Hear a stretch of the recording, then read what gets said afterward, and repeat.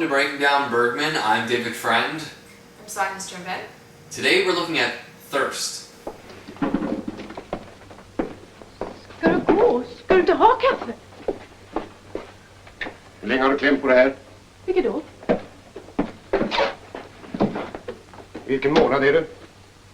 Jag tror tredje. Men du bara tror. Ja, eller fjärde. Vilken är det nu då? Kanske fjärde. Tror du eller vet du? Nej, det är nog tredje. Stämmer inte. Då var jag i Filipstad på manöver. Ja, men då måste det vara fjärde. Jaså. Nu är det den fjärde. Raul, jag är inte riktigt säker. Plötslig okunnighet. Raul, jag kan inte så noga veta. Nej, du kan inte så noga veta. Men mig sätter du inte dit, så. Jag var med förut. Det är inte min unge. Hurra!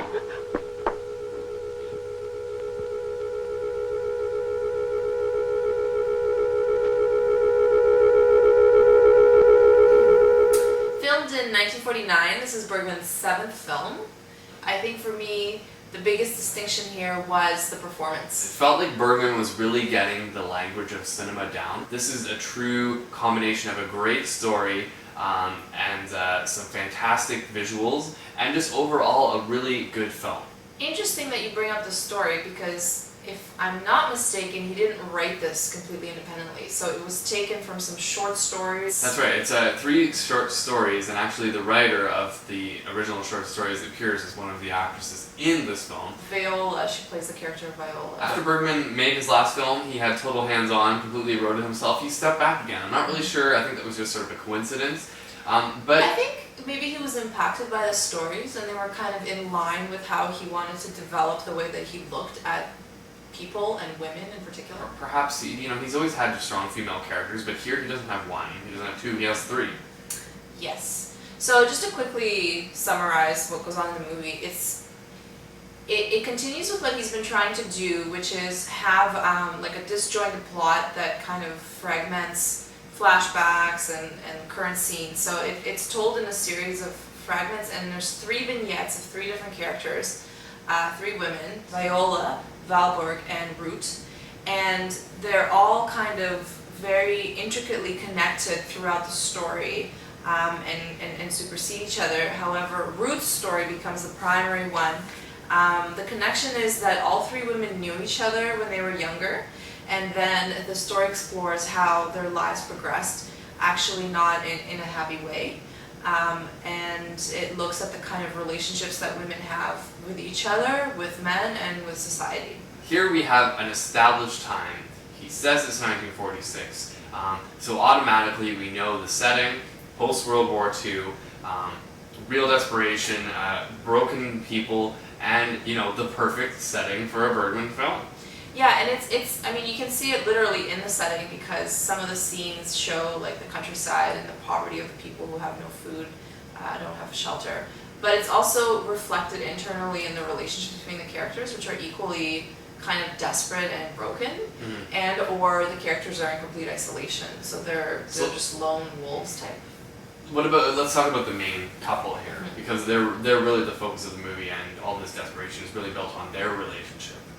I really like the main couple. I think one thing to notice here from a performance perspective is that we have 2 returning actors, Eva Henning and Birgit Malmström. Yeah, and we've seen them recurring in Bergman's earlier films multiple times, and I think what's happened here is that amongst the 2 of them and with Bergman, they develop a really strong relationship. So there's real palpable chemistry in the film. He's really starting to cultivate certain actors and his cinematographer, and working with a group of people that understand his vision and he understands theirs, and together they're making this film that in this case is complex. But it's complex not in some of the experimental ways that we've seen in the past 2 films. It's complex in his exploration of like the interiority of the relationships. The push-pull factors and how people relate to each other in a marriage that, let's say, isn't going well, and while they're kind of hating each other, how they manage to still love each other. Yeah. So it's very complex in that way. It seems very real. And I think we've seen this earlier, or an attempt at something like this earlier with films like It Rains on Our Love, Port of Call, and even to some degree crisis, but much less so because I don't think he was ready yet. Now, there's one scene I really want to talk about here, and that is the train sequence, which I think when you walk away from this movie, that is what really stands out. A fantastic scene, shot in close quarters, and a real great use of image and sound rather than dialogue. Yeah, I think I remember you saying when we watched it, it was kind of Hitchcockian. Yeah, there's a lot of tension here built on sound alone. You get the sound of the train, you get the tension of the silence other than that, leading up to what you think is going to be a husband ending a conflict with his wife by pushing her off a moving train. Yeah, the train scene is particularly impactful, I think, because at that point, you, much like Bertel, like as a viewer, much like Bertel, you're at this kind of break of being fed up with Ruth because she's such a forceful character in the movie, and you almost want him to push her, so you're kind of holding your breath, you're waiting for what he's going to do, and then when that whistle blows, and then he doesn't push her, he reconsiders, you can kind of see both the relief and the terror in him at having made that decision, and then so Bergman brings you to that climax of some kind of resolution, like are they going to hate each other, are they going to end it, or are they going to commit to each other, are they going to love each other? These women in this film are all pretty complex, and it's really interesting to see what Bergman has been doing. We've been talking about the strong female characters for a while. Yeah, it's more than just strong female characters, it's the female psychology that he seems to want to really engage with. Right. And kind of portray, like open it up, you know? And in this film, Viola, which is actually the character that's played by the writer, she's the one with kind of the most neurotic and fragmented psychology because she seems really broken in an unfixable sort of way, and she seems to try to reach out to people and get help, but it only backfires more. And there's a very interesting scene between her and one of her former dance mates. They accidentally meet each other later in life, and they're both alone, isolated, and looking for some type of companionship. So Viola just wants friendship, and she wants to be acknowledged and I think accepted by someone and loved. Her friend is the same, but she's actually a lesbian. Again, we've got Bergman here addressing lesbianism. We've got suicide again.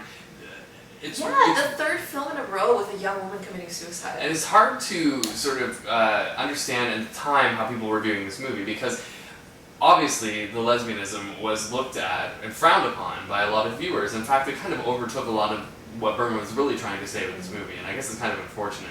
So do we consider this one essential Bergman? I do. I really enjoyed this film on many levels.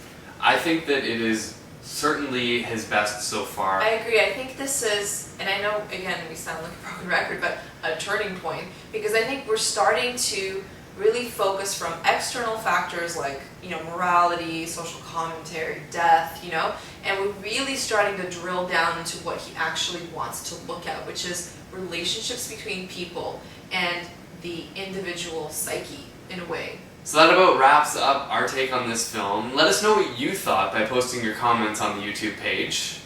Yeah, please, I'd really be interested to hear if other people like this film as much as I did. And of course, subscribe to the channel because that's how you can keep up to date with our latest postings. And I guess we'll see you next time on Breaking Down Bergman. Thanks for joining us.